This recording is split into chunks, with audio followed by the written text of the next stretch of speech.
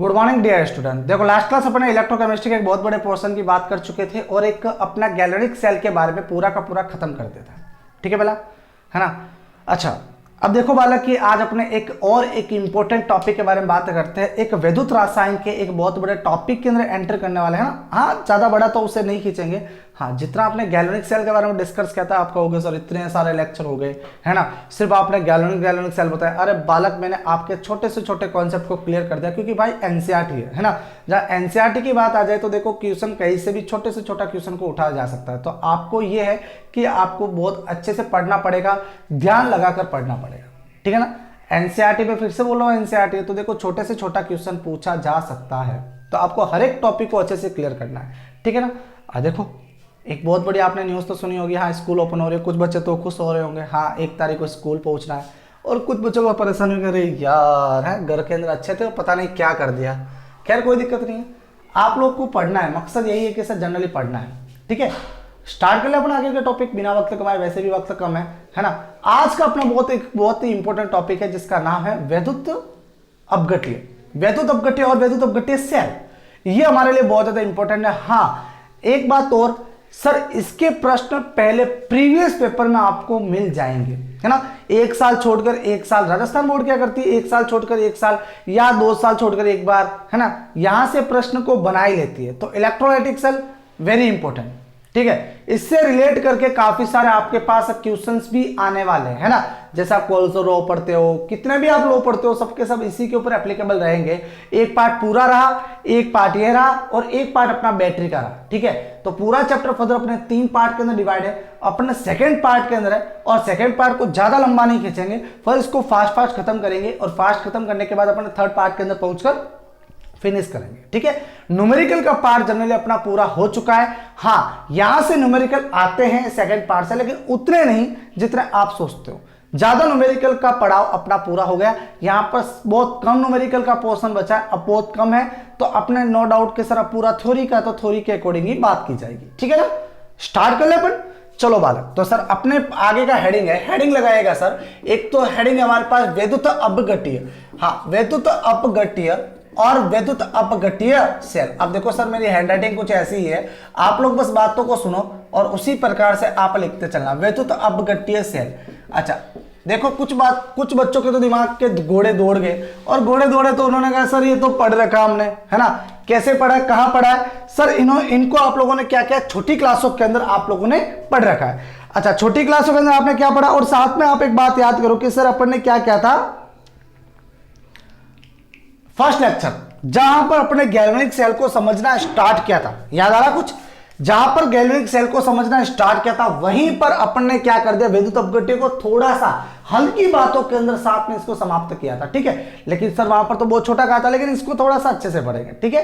अच्छा, अब बात आ रही है सर वैद्युत अपघट्य क्या होता है। बात तो ये है सर, बहुत इंपॉर्टेंट, वैद्युत अपघट्य क्या होता है। कुछ बच्चों को तो पता ही होगा वैद्युत अपघट्य क्या होता है, नहीं पता हो तो मैं एक 1 वर्ड के अंदर कह दूं कि सर अगर हम क्या करें, विद्युत धारा को प्रवाहित करें। विद्युत धारा को प्रवाहित करने के साथ में अगर जो कंपोजिशन हमने लिया हुआ, जो संघट्य हमने लिया हुआ है, उस संघट्य का वो क्या कर दे, विघटित कर दे, तो सर ये जो प्रक्रिया चलती है इस प्रक्रिया को जनरली क्या कहा जाता है, वैद्युत अपघट्य कहा जाता है। बोलो बात समझ आ गई ना, है ना। सर इसको इलेक्ट्रोलाइसिस कहा जाता है, ये वैद्युत अपघट्य है ना। बात समझ आ गई ना। वैद्युत अपघट्य विलयन की बात नहीं कर रहा, वैद्युत अपघट्य है, ठीक है। आप जनरली एक इंग्लिश में टर्म भी लिख दो, शायद हिंदी में थोड़ा सा वर्डिंग की मिस्टेक चल जाए। इलेक्ट्रोलाइसिस, ये ठीक है भाई, इलेक्ट्रोलाइसिस, है ना। इसीलिए कहता हूं भाई आप थोड़ा हाँ सीखो, ठीक है। इलेक्ट्रोलाइसिस ये टर्म सही है, इसका देखो आप लोग सर इसको कैसे परिभाषित करेंगे, हैं। विद्युत धारा के द्वारा यदि किसी पदार्थ का रासायनिक विघटन करना, रासायनिक विघटन करना क्या कहलाता है, वैद्युत अपघट्य कहलाता है।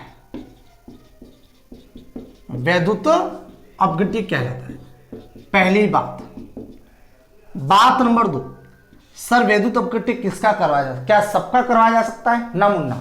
सबका नहीं करवाया जा सकता, सबका अगर पॉसिबल होता तो हर जगह पर आपको विद्युत अपघट्य मिलते, हर जगह पर झटके ही मिलते, है ना। नहीं, हर जगह से हर पदार्थ का नहीं करवाया जा सकता, उसकी दो अवस्थाओं में करवाया जा सकता है। या तो पदार्थ हमें एक गलित अवस्था में मिले या उस पदार्थ का हमें क्या मिले, जलीय विलय मिले, उसी समय करवाया जा सकता है। तो अपन क्या लिखेंगे नेक्स्ट पॉइंट, विद्युत अपघट्य, विद्युत अपघट्य पदार्थ की गलित अवस्था होने पर या पदार्थ की जलीय विलयन की अवस्था होने पर संभव है, होने पर संभव है। बात पहले पड़ गई। बात नंबर 3 सर, क्या सर आप इलेक्ट्रोलाइसिस कहां करवा सकते हो? इलेक्ट्रोलाइसिस को फर्दर इलेक्ट्रोलाइटिक सेल में, विद्युत अपघट्य सेल में करवाया जाना है ना। तो सर विद्युत अपघट्य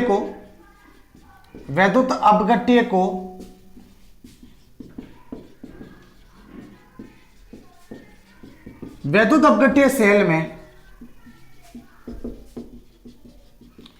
करवाया जाता है। ध्यान रखें, विद्युत छाप लिया। चलो अब डिस्कस करते हैं जनरली कि सर इलेक्ट्रोलाइटिक सेल क्या होता है। अब समझिएगा सर आगे, इलेक्ट्रोलाइटिक सेल की सिर्फ डेफिनेशन पढ़ी है, अब कुछ और समझने की कोशिश करते हैं। एक एग्जांपल लेते हैं बढ़िया सा, ठीक है, शायद एग्जांपल से आपको ज्यादा क्लियरफाई हो जाए। एग्जांपल है सर हमारे पास NaCl का विद्युत अपघट्य, NaCl का विद्युत अपघट्य। अच्छा, NaCl का विद्युत अपघट्य कैसे करवाया जाएगा? ठीक है बालक, आप क्या करो सर, एक कंटेनर ले लो कुछ इस प्रकार से। कंटेनर को लेना है, ये कंटेनर ले लिया सर, यहां पर क्या कर दिया आपने, एक विद्युत अपघट्य फील कर दिया। अब ये कौन सा विद्युत अपघट्य होगा सर? NaCl का विद्युत अपघट्य विलयन है।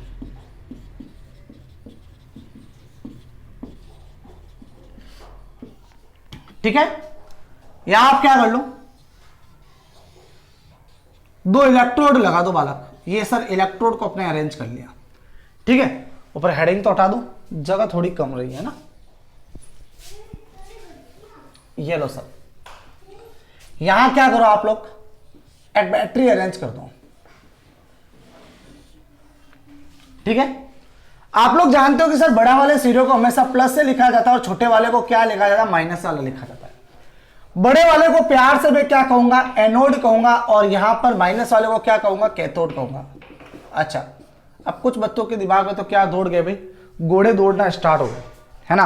क्या सर आपने तो गैल्वेनिक सेल के अंदर कुछ और बताया था और यहां पर आप कुछ और बता रहे हो। गैल्वेनिक सेल के अंदर आपने एनोड को माइनस कहा था और कैथोड को प्लस कहा था, और यहां पर आप लोगों ने क्या कर दिया, उल्टा कर दिया। खैर कोई दिक्कत नहीं है बालक, आप लोग तो अभी समझना स्टार्ट कीजिए, मैं आपको इसका भी डाउट क्लियर कर दूंगा, ठीक है ना। अच्छा, दूसरी बात, यहां पर जो मैं यूज कर रहा हूं बालक, ये हमेशा ध्यान रखना है, डीसी स्रोत है। क्या स्रोत है? डीसी स्रोत है। अब डीसी स्रोत का मतलब हुआ बालक कि आप लोग यहां पर क्या यूज करोगे, बैटरी को यूज करोगे। क्या यूज करोगे? बैटरी यूज करोगे। अच्छा, डीसी स्रोत के तौर पे आपने बैटरी का यूज कर दिया जनरली। अब क्या करना है सर, यहां पर बैटरी को यूज करने के बाद यहां से अब देखो कुछ बच्चों के और माइंड में जो आपको फितूर आ रहा है सर, मैं आपका हर एक डाउट को क्लियर करता चलूंगा। अभी आप इतना समझिए कि सर डीसी को यूज करना, एसी को यूज नहीं करें। क्यों नहीं करेंगे मैं आपको आगे बताऊंगा, ठीक है बालक। अच्छा, अब क्या होगा कि सर जैसे ही यहां से इलेक्ट्रिसिटी को फ्लो किया जाएगा, यहां पर जो NaCl का जो विद्युत अपघट्य विलयन होगा वो क्या करेगा, Na plus Cl minus, Na plus Cl minus, Cl minus, Na plus, ऐसे करके क्या करेगा सर, ये बहुत ज्यादा डिवाइड हो जाएगा, पूरे कंटेनर के अंदर फैल जाएगा। ये बात हमारी पूरे कंटेनर के अंदर फैल गया सर। अब पूरे कंटेनर में आने के बाद अब बात आती है कि सर इनके ऊपर रिएक्शन क्या चलेगी, ठीक है। तो सर पहले बात करता हूं मैं किसके लिए, एनोड के लिए। किसके लिए बात करूंगा, एनोड पर। और हम जानते हैं कि एनोड पर क्या होता है, ऑक्सीकरण होता है। क्या होता है बालक, ऑक्सीकरण होता है। अब बात सबसे बड़ी समस्या ये कि सर ऑक्सीकरण किसका करवाएंगे। अब जो बच्चे कॉन्सेप्ट लगा रहे हैं पहले लेक्चर वाला, तो ध्यान दीजिए बालक कि वो कॉन्सेप्ट आप लगा रहे हो सही है, लेकिन यहां पर अप्लाई कर रहे हो वो आपकी गलतफहमी है ना। उस पहले लेक्चर वाले के कॉन्सेप्ट पर आप यूज नहीं करोगे। अब बात सबसे बड़ी समस्या कि तो सर यहां पर ऑक्सीकरण किसका कर रहा हूं, तो देखो बालक अपन को क्या करना पड़ेगा, थोड़ा आइडिया लगाना पड़ेगा, है ना। तो इन आइडिया को मैं क्या करूंगा फर्दर आगे बताता रहूंगा। पहले तो आप रिएक्शन समझ लो। जैसे अपन वैद्युत अपघट्य के जो उत्पाद है ना, प्रोडक्ट ऑफ इलेक्ट्रोलाइसिस जो उत्पाद है, उनमें मैं आपको आइडिया बताता रहूंगा। आप बेफिक्र रहिए, रिएक्शन देखकर आप खुद पता करोगे कि सर उसका प्रोडक्ट क्या बनेगा, है ना। तो आप उससे बेझिझक रहिए, बेफिक्र रहिए, मैं सिखाऊंगा आपको, उसकी गारंटी मेरी है, ठीक है। हर चीज याद होगी आपको, है ना। तो सर यहां पर एनोड के लिए बात करें तो एनोड पर रिएक्शन चलेगी Cl minus in aqueous phase is equal gives to क्या बनेगा, हाफ Cl2 और एक इलेक्ट्रॉन को बाहर निकालेगा इन गैस फेज के अंदर। बात तो पहले पड़ गई। चलो दूसरी बात करते हैं सर यहां पर कैथोड के ऊपर के। सर कैथोड पर रिएक्शन क्या चलेगी, मतलब सर वहां पर क्या होगा, अपचयन होगा। अगर अपचयन होगा तो बताइए जरा क्या होता है सर कि Na+ इलेक्ट्रॉन लेगा एक्वस के अंदर और क्या बनाएगा सर यहां पर Na सॉलिड बनाएगा। बोलो बात समझ आ गई, है ना। अच्छा अब इनको रिएक्शन को क्या कर दो, आप नेट रिएक्शन लिख दो। एक इलेक्ट्रॉन से एक इलेक्ट्रॉन कैंसिल हो गया, बनेगा क्या सर, Na+ एक्वस के अंदर है सर, ये Cl- भी एक्वस के अंदर है, इज गिव्स टू क्या जाएगा, half Cl2 plus Na solid. ध्यान दें आप इस रिएक्शन को कुछ इस प्रकार से भी अरेंज कर सकते हो। सर Na+ और Cl- को NaCl लिख दूं, तो सर लिख दो NaCl एक्वस के अंदर है, is gives to Na solid रहा, हाफ Cl2 गैस रहा। अच्छा इस रिएक्शन को थोड़ा गौर से देखे बेटा, आप लोग इसको या तो छोटी क्लासों के अंदर पढ़ के, 10वीं पढ़ा होगा, 8वीं पढ़े हो, इस रिएक्शन को पढ़ के आए और मैंने इसी एग्जाम्पल को उठाया है और आपके सामने पढ़ लिया है, ठीक है। अच्छा अब इस रिएक्शन के अंदर देखा जाए कि तो सर ये एनोड के ऊपर देखो क्या हो रही है, गैस रिलीज हो रही है, हो रही कि नहीं हो रही है। तो सर कंटेनर के अंदर अपन एक बना लेते हैं, सर यहां से Cl2 गैस क्या हो रही है, बाहर निकल रही है। तो लिख सकते हो एनोड इलेक्ट्रोड पर Cl2 गैस मुक्त होती है।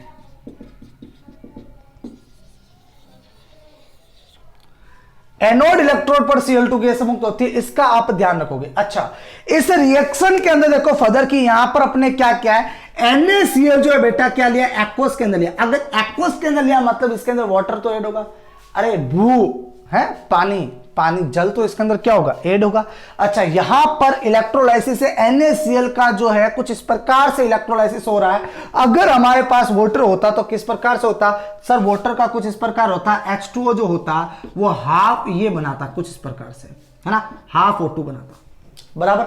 मतलब वाटर का भी इसके अंदर इलेक्ट्रोलाइसिस होगा। अगर वाटर का इलेक्ट्रोलाइसिस होगा तो मैं आगे आपको बताऊंगा द प्रोडक्ट ऑफ इलेक्ट्रोलाइसिस, तो वहां पर आप बताओगे कि सर यहां से अगर वाटर का इसके साथ ऐड है तो सर ये क्या कराएगा, NaOH भी बनाता है। क्या बनाता है, NaOH। सोडियम जो सॉलिड वाला होता है वो क्या करता है, फर्दर वाटर के साथ रिएक्ट कर जाता है, वाटर के साथ रिएक्ट करने के बाद क्या बना लेता है, यस क्या बनाता है, NaOH बना लेता है। और NaOH हमारे पास क्या है, कास्टिक सोडा, और कास्टिक सोडा जनरली क्या होता है बेटा, सार होता है। और सार बन गया और इसके साथ में क्लोरीन गैस बाहर निकल गई, तो इसको संपूर्ण रिएक्शन को एक वन वर्ड के अंदर कहा जाता है क्लोरोसार अभिक्रिया। क्या कहा जाता है, क्लोरोसार अभिक्रिया, ठीक है।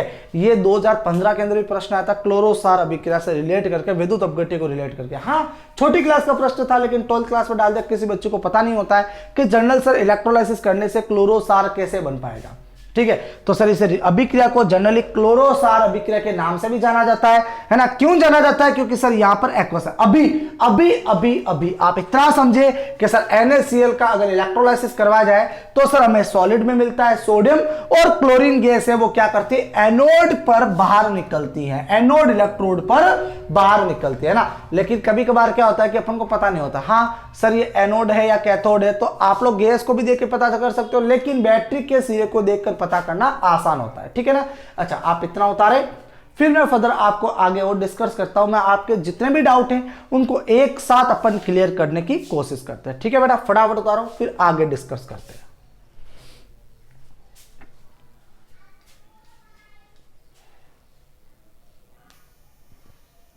हो गया, हाँ जी। अब कुछ बच्चों के दिलो दिमाग में एक प्रश्न नंबर 1, सर यहां पर आपने कहा डीसी यूज करना है, सर यहां पर डीसी को ही यूज क्यों किया गया, है ना। अच्छा कोई दिक्कत नहीं, एसी कर लो, 1 मिनट के लिए एसी यूज किया।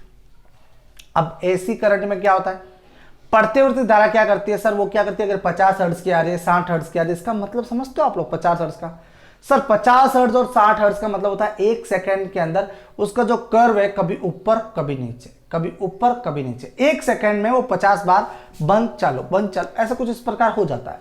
तो सर अगर यहां पर प्रतिवर्ती धारा का यूज किया गया तो प्रतिवर्ती धारा का यूज करने पर क्या करेगा सर, इनकी मतलब इलेक्ट्रोड की जो पोलैरिटी होती है, मतलब ध्रुवणता होती है, वो बदल जाती है। अगर देखो 1 सेकंड के लिए मान लेते हैं कि पहली ध्रुवणता पर रिएक्शन ये चली है, 1 सेकंड के लिए माना पहली ध्रुवणता पर रिएक्शन ये चली है, जैसे ही कर्व चेंज हुआ तो सर उसकी क्या होगी, ध्रुवणता चेंज होगी, और ध्रुवणता चेंज होने पर रिएक्शन वापस क्या कर लेगी, बैकवर्ड चल जाएगी। बात समझ आ रही क्या कह रहा हूं सर, सुनना वापस कि सर पहली ध्रुवणता पर हमने माना कि सर रिएक्शन ऐसे चली है, जैसे ही ध्रुवणता चेंज हुई तो रिएक्शन कुछ इस प्रकार से चली जाएगी। तो सर रिएक्शन ऐसे ऐसे ऐसे ऐसे चलती रहेगी, क्या हमारे पास एक NaCl का प्रोडक्ट का फॉर्मेशन होगा क्या, है जी सर, वेरी गुड, नहीं होगा, है ना, किसी प्रकार से प्रोडक्ट का फॉर्मेशन नहीं होगा, वो ऐसे ऐसे रिएक्शन चलती रहेगी, लेकिन हमें यहां पर NaCl का इलेक्ट्रोलाइसिस नहीं करवा पाएंगे। समझ गए आप लोग, बात पहले पढ़ रही है, ठीक है। अब सुनिए सर, अब अपन को यहां पर एक ही वन वर्ड के अंदर बात करें तो सर हम यहां पर क्या करेंगे, एक डीसी का यूज करेंगे। डीसी क्या होता है, फिर एक ही तरफ चलता है, उसका कर्व चेंज नहीं होता, वो सिर्फ ऐसे ऐसे ऐसे ही चलेगा, ठीक है। पढ़ रखे हो, इतना तो छोटी क्लासों के अंदर पढ़े हो आप लोग, फिजिक्स के अंदर भी अब एसी का पूरा चैप्टर है आपके सामने, तो फिजिक्स के अंदर आप तो अच्छे से पढ़ोगे, ठीक है। तो सर आप एक नोट लगा के लिख लीजिएगा, क्या लिखोगे, इलेक्ट्रोलाइटिक सेल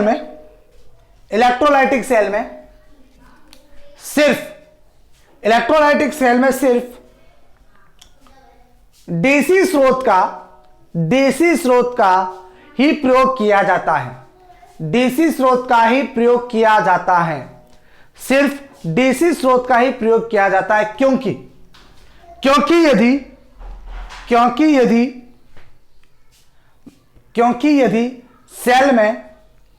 यदि सेल में एसी धारा का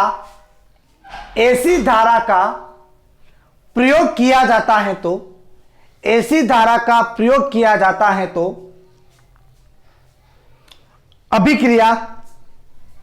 अभिक्रिया उत्क्रमणीय हो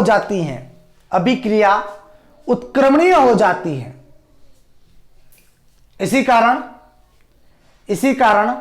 वैद्युत अपघट्य सेल में एसी स्रोत का कभी भी प्रयोग नहीं किया जाता।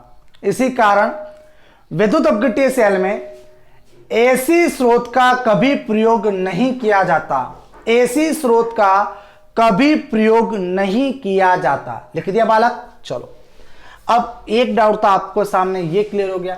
अब दूसरा डाउट आपके सामने ये जनरेट होगा, अब देखना सर, है ना सर, दूसरा डाउट हमारे पास क्या है,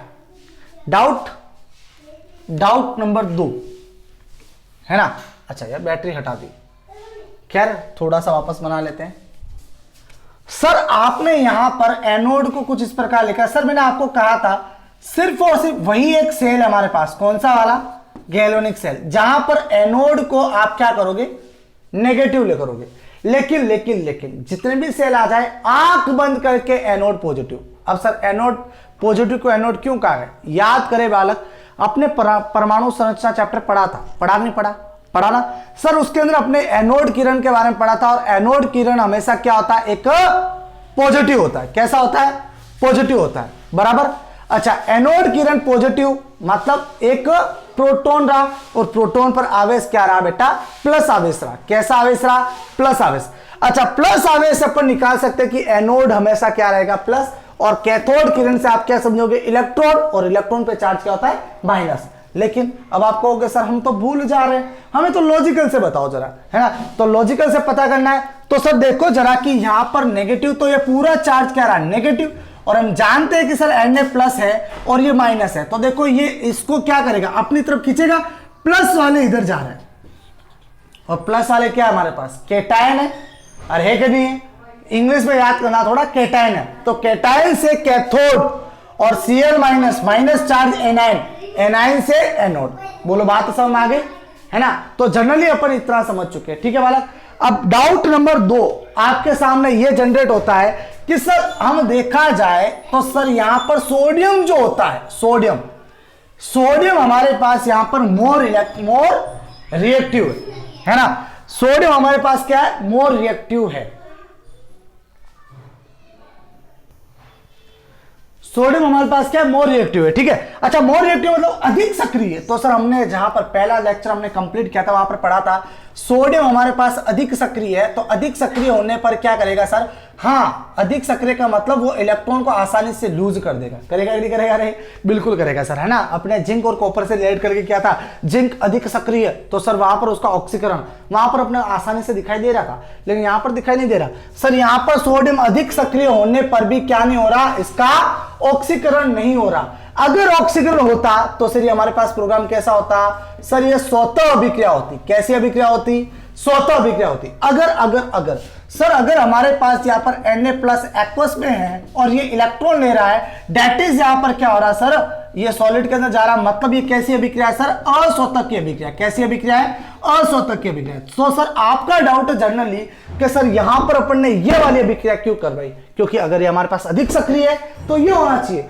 लेकिन आपने ये करवाई, इसका मतलब क्या रहा। तो सर हमने क्या किया है, एक डीसी स्रोत का यूज भी तो किया है ना, तो डीसी स्रोत का यूज किया था, मतलब सर हम यहां पर बाह्य तरीके से काम कर रहे हैं, वो अभिक्रिया स्वतः नहीं कर रही है, लेकिन बैटरी उससे ये अभिक्रिया करवा रही है, तो ये अभिक्रिया कैसी हो गई, अस्वतः प्रकार की अभिक्रिया हो गई। बोलो बात समझ आ गई ना। तो सर डाउट रखना मत बिल्कुल भी, अधिक सक्रिय सही बात है, उसका नेचुरल तरीके से होना तो ये चाहिए, लेकिन ये हो रहा है अस्वतः हो रहा है, इसका मतलब कुछ ना कुछ इसका करवाया जा रहा है, ठीक है बेटा। तो आपके डाउट मैंने क्लियर कर दिए, जो डाउट थे है ना, जो आपको कंफ्यूज करने वाले थे उन कंफ्यूजन को मैंने दूर कर दिया है, ठीक है। फटाफट से उतारो, ठीक है। फिर अपन आगे के टॉपिक की तरफ बढ़ते हैं, क्या, विद्युत अपघट्य के उत्पाद।